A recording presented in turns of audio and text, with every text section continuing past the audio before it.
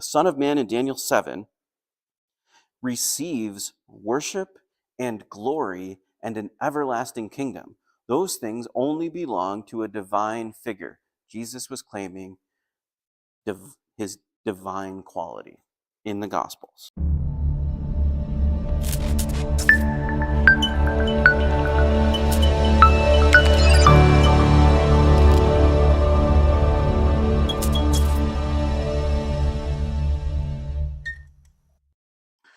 All right, so we are in Daniel chapter 7, which means we're officially in the second half of the book of Daniel.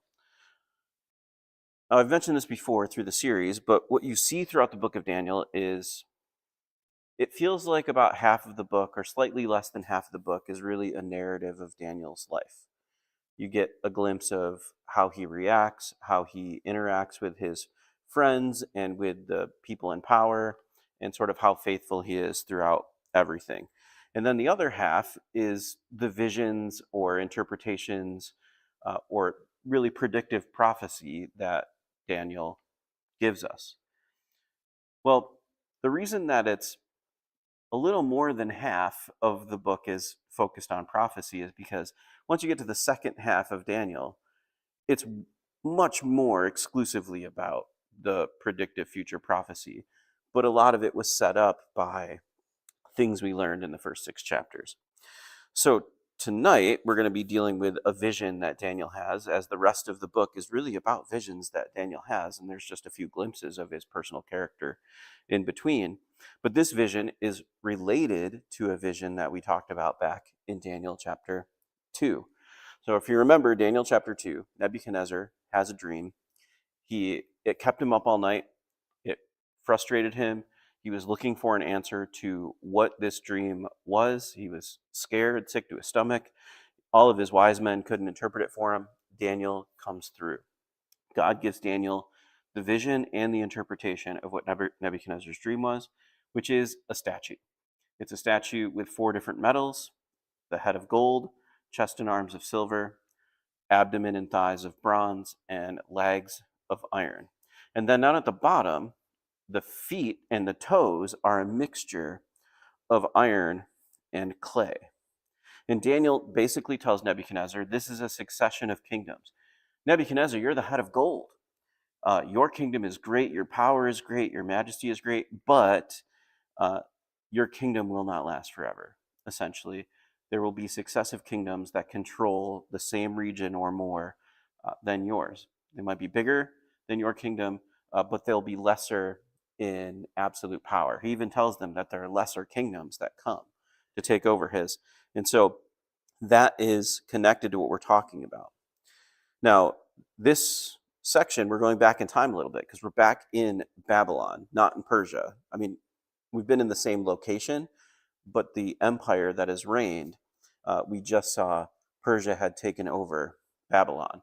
But Daniel's writing down his visions and the things that he's learned from his time just being a prophet. And as you note, in the Old Testament prophets, it's not about chronology, it's about theme.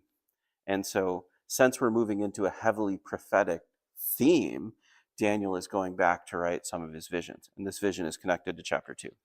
So it's in the first year of Belshazzar, which is the king Daniel had served under with the handwriting on the wall when Persia took over. But this is back to Belshazzar's first year as co-regent as king of Babylon. Daniel saw a dream and visions of his head as he lay in his bed. It's so hard for me to not make a joke every time I read that. I just want to go, and not a creature was stirring, not even a mouse. This is so hard. But anyway, he has a vision while he's sleeping. Then he wrote down the dream and told the sum of the matter. Daniel declared, I saw in my vision by night, and behold, the 4 winds of heaven were stirring up the great sea.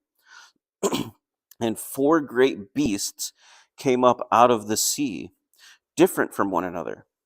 The first was like a lion and had eagle's wings. Then I looked at its wings, as its wings were plucked off. And it was lifted up from the ground, made to stand on 2 feet like a man, and the mind of a man was given to it. Now, that is an intense vision.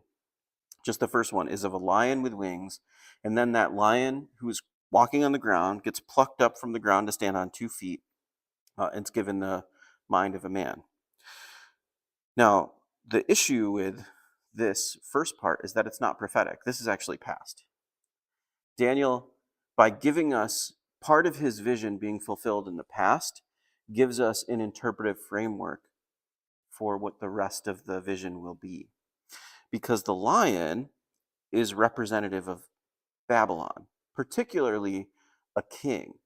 Now, in Daniel chapter 2, that statue was reminiscent of kingdoms.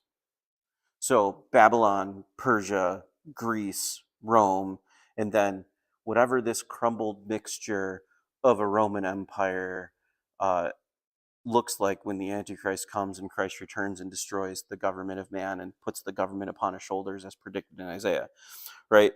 They're kingdoms, but this is specific to kings, and that's important for us to understand as we try to look into this. So this is Nebuchadnezzar. Now, the lion and the eagle were heavily representative in Babylonian artwork. The lion was all over the place in their artwork around, but even more stirring is this vision of the lion, which would look like Babylon, crawling around on the ground. What happened to Nebuchadnezzar? When he refused to humble himself before God, he walked around like a wild beast. But then the wings were plucked, and it stood up like a man and was given the mind of a man. Well, when Nebuchadnezzar, during that time, when he humbled himself before God, he was given his rights back as king, and he was given his mind back and his kingdom back. So that past and the way that Daniel describes it here gives us a way to look at the rest of what's said for the future he's predicting, because he's giving us a framework from the past he's already lived through. All right. So, behold, another beast, a second one, like a bear. It was raised up on one side. It had 3 ribs in its mouth between its teeth, and it was told, "Arise, devour much flesh." So if this is connected to Daniel chapter 2, we recognize that it seems pretty clear that it was Babylon, gold, silver, Persia, the Medo-Persian Empire, the abdomen of bronze, Greece, and the iron, Rome. And then whatever this thing is with the feet and toes, we'll get to. But so the bear follows the lion. That would seem to indicate Persia. But remember, this is about kings. Does this sound like a particular king? Yes. Because the Medo-Persian Empire was a collection of the Medes and the Persians. And interestingly, the Medes were the more powerful group in that empire, but as they started to grow and advance and get bigger, when Cyrus took the throne, Cyrus was a Persian, and he ended up lifting the Medes, or the Persians, up to be the more dominant group in the Medo-Persian Empire, which is why it's now recognized as the Persian Empire, because of Cyrus. So this bear lifted up on one side sounds a whole lot like Cyrus. Also, when Cyrus was king and the Persian military reigned, the dominant way that they waged war was Persia was famous for not necessarily beating you with speed or necessarily tactics. They would just overwhelm you with the amount of soldiers, and they would outnumber you. So even if you beat their soldiers 5-1 or 10-1, you were still going to lose the battle. And they just swarmed you with this sort of immense lumbering power, kind of like a bear. And then it mentions these 3 ribs. Well, what are the 3 ribs?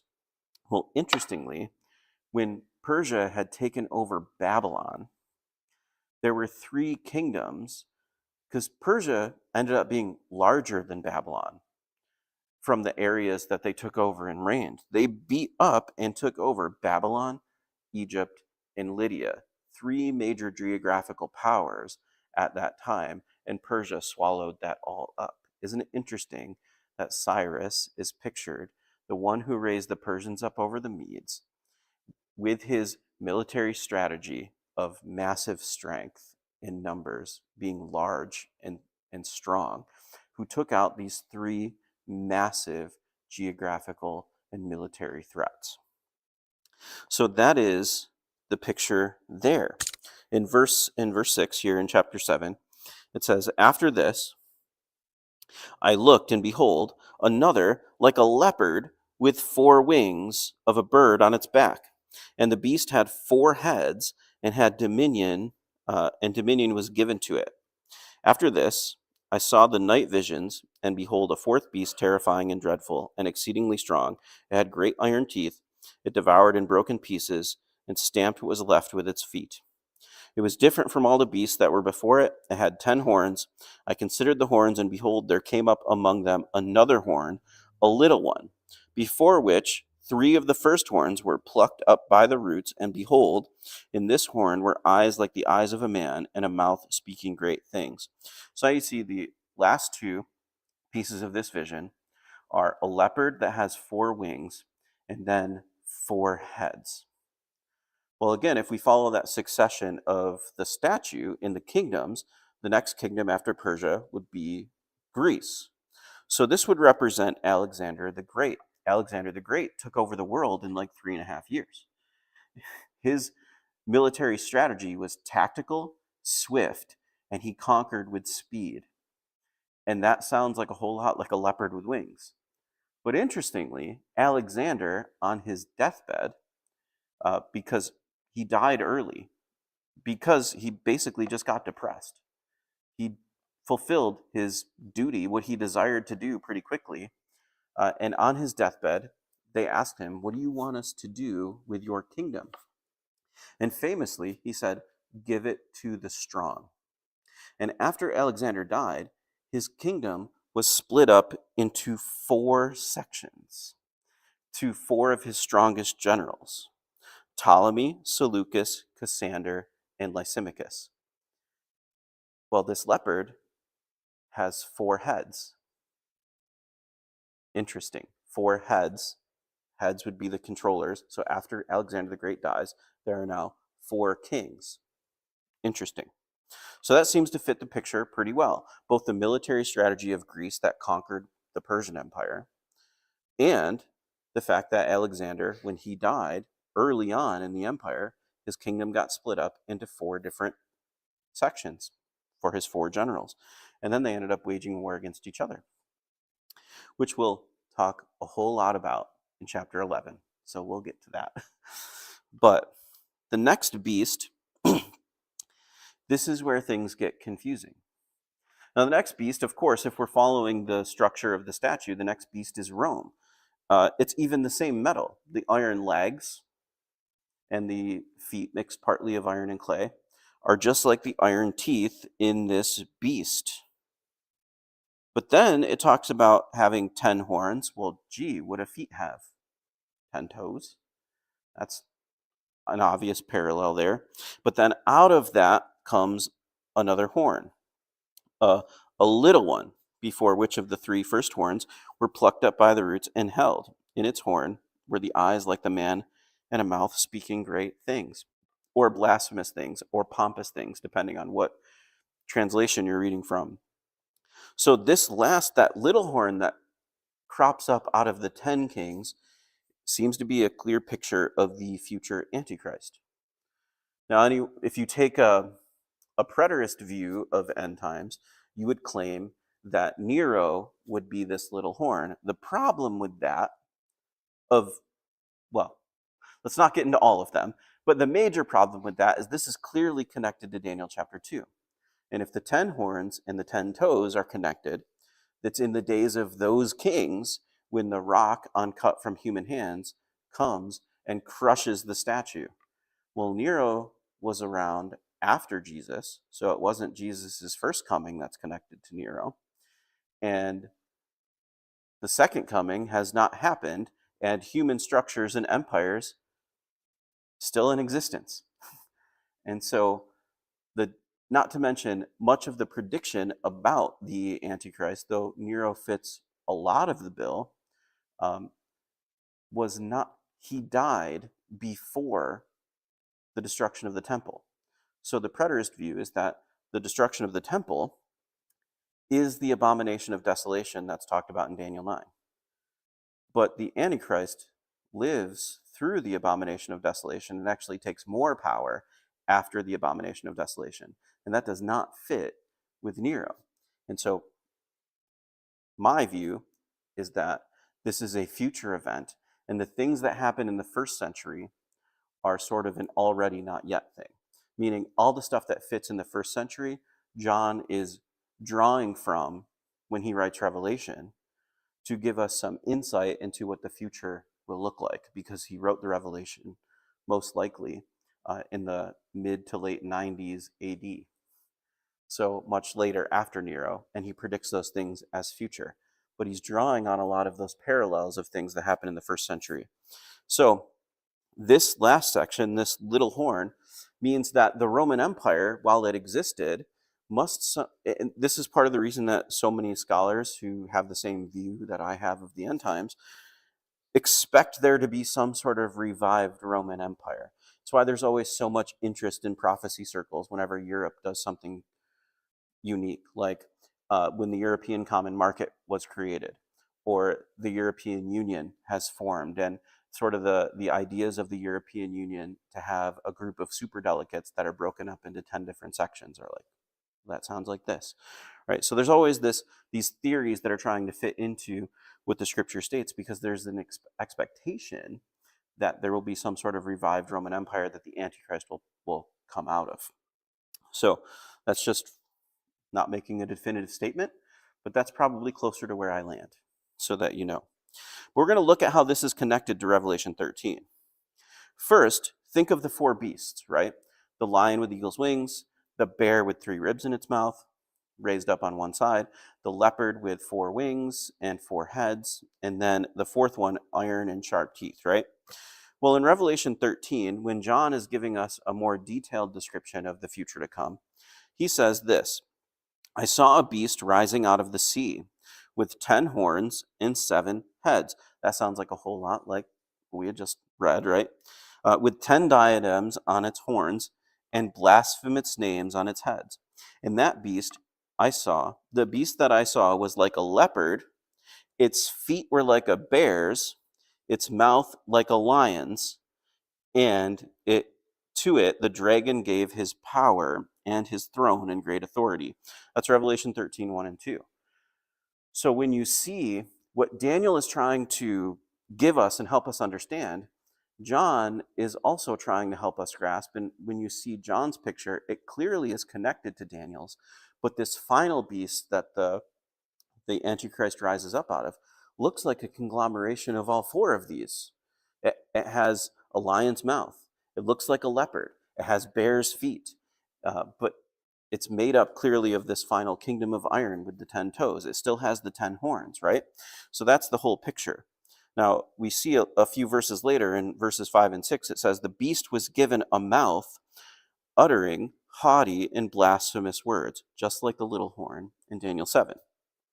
It was allowed to exercise authority for 42 months, or 3.5 years.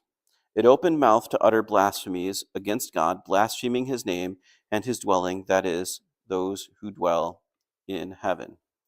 So we get this picture of this final kingdom that has like 10 regions or 10 kings that exist during the final period of judgment where God is coming through. The Antichrist seems to be prevalent through all of that, but the second portion of that last 7 years, he rises to extreme prominence and takes over and even supplants 3 of the kings from that 10 conglomeration. So that's the picture that we get when we look at these 2 pieces together. Goes on to say in verse 9, as I looked, this is back in Daniel 7, as I looked, thrones were placed, and the Ancient of Days took his ear. His clothing was white as snow, and his hair of his head like pure wool. His throne was fiery flames. Its wheels were burning fire.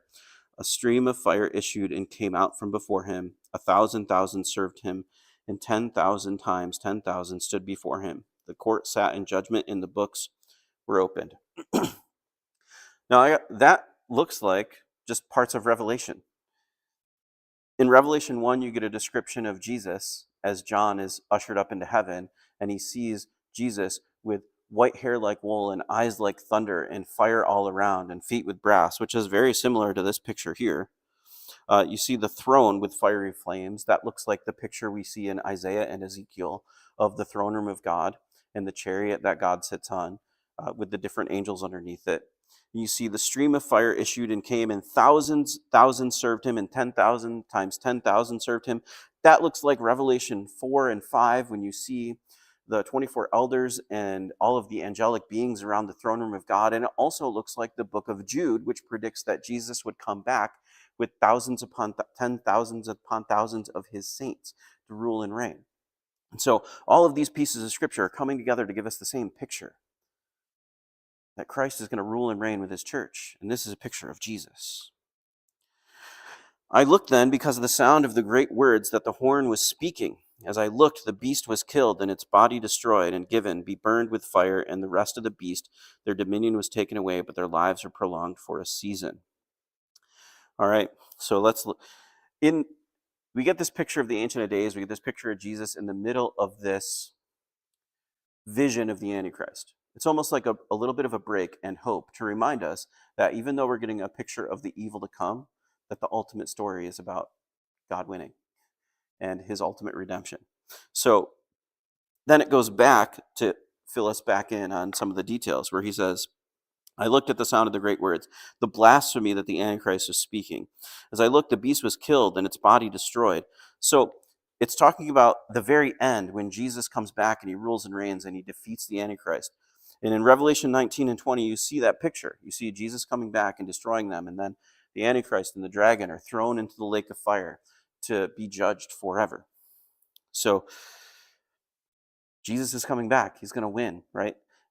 Even this little picture of going back into what the Antichrist is doing is his defeat. I saw in the night visions, and behold, with the clouds of heaven there came one like the Son of Man, that's Jesus, and he came to the Ancient of Days and was presented before him, and to him was given dominion and glory, and all the peoples, nations, languages should serve him. His dominion, an everlasting dominion, which should not pass away, in his kingdom, one that shall not be destroyed. So this is the picture of Jesus, the Son of Man. These are the exact words that Jesus used when he was at his trial before the Sanhedrin, and they said, "Are you the Son of God?" And Jesus' response was, "I tell you the truth, you will see the Son of Man coming in the clouds of heaven." He's quoting Daniel 7 to say, "I am this. I am the Son of Man." That moment is when the high priest tears his clothes and says blasphemy and convicts him to death, because he's claiming a divine title. The Son of Man in Daniel 7 receives worship and glory and an everlasting kingdom. Those things only belong to a divine figure. Jesus was claiming his divine quality in the Gospels. As for me, Daniel, my spirit with me was anxious, and the visions of my head alarmed me. Anybody else there right now with all of the stuff we've been talking about? Does your head feel like it's just going to explode with all of this information? Daniel, seeing this for the first time, not having the benefit of Thessalonians and Revelation and Jesus' words in Matthew 24 to compare it with, is flabbergasted at everything he's seeing. I approached one of those who stood there and asked him the truth concerning all of this. And he told me and made known to me its interpretation of the things. These four great beasts are four kings who shall arise out of the earth. But the saints of the Most High shall receive the kingdom and possess the kingdom forever and ever. So the saints will receive the kingdom. And we saw before that Jesus is in this cloud of witnesses of thousands upon thousands of his servants. That sounds like the church. I think the church is returning with him to receive this kingdom that he will rule forever and ever. Remember, in the statue, there's the four metals, which represent the four different kingdoms, and then there's a weird fifth section with the iron and clay mixed together with the toes. This vision is about four kings. And while Rome fits the description of an iron beast devouring everything, the king that's described, that little horn that shoots up, spouting pompous words, only fits the description that matches the description in Revelation, which is a future king and likely from a revived Roman sort of empire that this Antichrist will come out of. And that's the king looking deep, deep into the future. This is part of the confusing part of Scripture, the already not yet, the near fulfillment, and then the ultimate fulfillment that's deep into the future. Then I desired to know the truth about the fourth beast, which was different from all the rest, exceedingly terrifying, with its teeth of iron and claws of bronze, which devoured and broke in pieces and stamped what was left with its feet. And about the 10 horns that were on its head, and the other horn that came up, and before which 3 of them fell. And that horn had eyes and a mouth that spoke great things that seemed greater than its companions. And I looked, this horn made war with the saints and prevailed over them. And so now we're going back in time to the tribulation, because it's not about Jesus' return. Now it's about the reign of the Antichrist. And when he is reigning, he's speaking great pompous words, and he has more power than the other kings that are around. He's risen up above them. And now he's making war with the saints and prevailing over them. Now that is confusing depending on how you interpret this. Because in Matthew 16, Jesus responds to Peter and the disciples and says, the gates of hell shall not prevail against the church that he's building. So how is it that the Antichrist makes war and prevails against the saints? Well, if you view this as the church, as though the church goes through the tribulation period, that's a difficult question to answer. You must have some sort of grasp on preservation of them throughout the time, or the ultimate resurrection that happens at the end. Or you could recognize what's going on here, which is Daniel is writing this book to Israelites. And this is a prophecy to Israelites, to the descendants of Jacob, to talk about a time which Jeremiah calls Jacob's trouble, meaning this is for the Israelites. And so if the church is raptured and taken up into heaven before the tribulation period, then the saints that exist during the tribulation are not the church, but they're still saved by Christ, and will likely be made up mostly of the Jewish nation.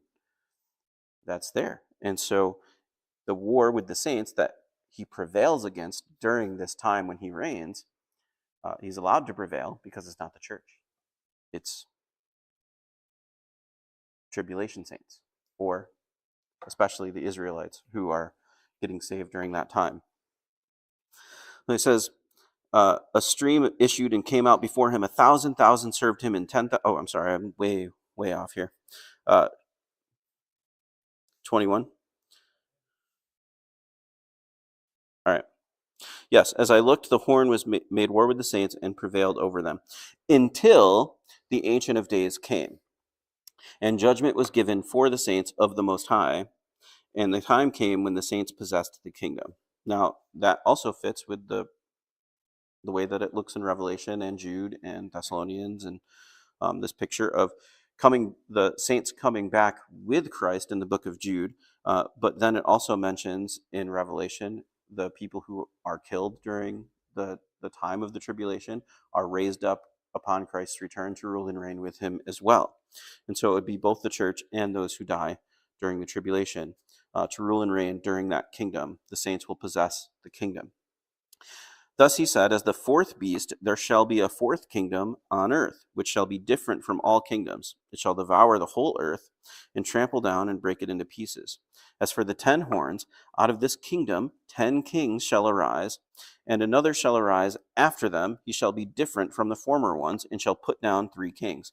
That's saying, whatever this last final kingdom is, will consist of 10 separate kings. The Antichrist will rise up among them, and then will overtake them and actually supplant totally 3 of them, but he'll be the head honcho. He shall speak words against the Most High. He shall wear out the saints of the Most High, and shall think to change the times and the law. And they shall be given into his hand for a time, times, and half a time, or 3.5 years, or 42 months. You see that consistent thing in both Daniel and Revelation. But the court shall sit in judgment, and his dominion shall be taken away to be consumed and destroyed to the end. And the kingdom and the dominion and the greatness of the kingdoms under the whole heaven shall be given to the people of the saints of the Most High. That's just talking about the divvying of the kingdom up to those who come to Christ. The kingdom shall be an everlasting kingdom, and all dominion shall serve and obey them. Here is the end of the matter. As for me, Daniel, my thoughts greatly alarmed me, and my color changed, but I kept the matter in my heart. So Daniel ultimately closes this up with this vision that he's gotten. He's gotten an interpretation from it. He still doesn't understand it all. And he goes, this is a hard pill to swallow. So much so that he can't forget it. It sticks with him. It stays in his heart, but he doesn't understand it. He's alarmed. Now, ultimately, what I would say to this is I think the words of Paul give us the greatest understanding. In 1 Thessalonians chapter 5, verses 19 through 21, it says, do not quench the spirit, do not despise prophecies, but test everything, hold fast to what is good. And Paul basically says, when you're reading these sections, and yeah, it seems confusing, but when you put the puzzle pieces together and you look at all of the apocalyptic literature in the Old and New Testament and you put it together, the picture starts to make more sense. It says, don't be afraid of it. Don't quench the spirit. Don't despise prophecies. Actually look forward to what is good. Hold on to what is good. Because the ultimate message of it, and all of the destruction and judgment and detail, is that Christ comes back and sets up an everlasting kingdom that we get to rule and reign and be a part of. So the end is really good news. It might be difficult to get there. And honestly, the best things often are difficult to get to. And this will be the greatest thing. The millennial reign of Christ that will ultimately end with him ushering in the eternal state, where we get to be with him for eternity in perfection. The good is going to come out of it. And the difficulty is exceedingly hard to grasp and to deal with. But the greatness that comes after is so much better than the judgment. And you want to be on the right side of that coin. Let's pray.